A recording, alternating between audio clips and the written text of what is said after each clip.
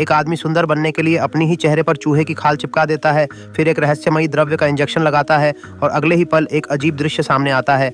चूहे की खाल उसकी त्वचा के साथ आंखों के सामने जुड़ने लगती है। आदमी बहुत खुश हो जाता है सोचकर कि आखिर अब वह चेहरे के निशान हटा सकेगा, मगर उसकी हैरानी की बात यह है कि खाल बेहद तेजी से बढ़ने लगती है, मुंह तक फैल जाती है और रुकती ही नहीं। इससे पहले कि वह कुछ कर पाता, उसका मुंह और नाक पूरी तरह बंद हो जाते हैं और वह घुटकर मरने ही वाला होता है। आदमी तुरंत चाकू निकालकर मुंह पर काटने लगता है, लेकिन सब बेकार साबित होता है। खाल फिर से तुरंत जुड़ जाती है और पूरा चेहरा ढक लेती है। पिता को गिरता देख बेटी दौड़कर आती है, चाकू उठाकर पागलों की तरह काटने लगती है, मगर कोई फायदा नहीं होता और वह बस देखती रह जाती है कि उसका पिता घुटकर मर जाता है। देखते ही देखते 10 साल बीत जाते हैं और पिता के अधूरे चेहरे बदलने वाले प्रयोग को पूरा करने तथा अपने चेहरे के भद्दे जन्म चिन्ह को ठीक करने के लिए लड़की उसके छोटे नोट्स का सहारा लेती है और एक पौधा ढूंढ निकालती है जिसका नाम था शिष्यांग मोजू। इसकी उपचार शक्ति बेहद प्रबल थी, जो क्षतिग्रस्त ऊतक को तुरंत ठीक कर सकती थी। उस समय पौधा फूलों से लदा था और उसके कोशिकाएं सबसे सक्रिय थीं, इसलिए लड़की ने जल्दी से कुछ फूल इकट्ठा किए और प्रयोगशाला में लौटकर अध्ययन शुरू किया। सबसे पहले उसने फूलों को पीसा, फिर दवा के साथ मिलाया और सब तैयार होते ही उसने खुरचनी से अपनी जांघ का मांस काटा और उस पर चूहे की खाल चिपका दी।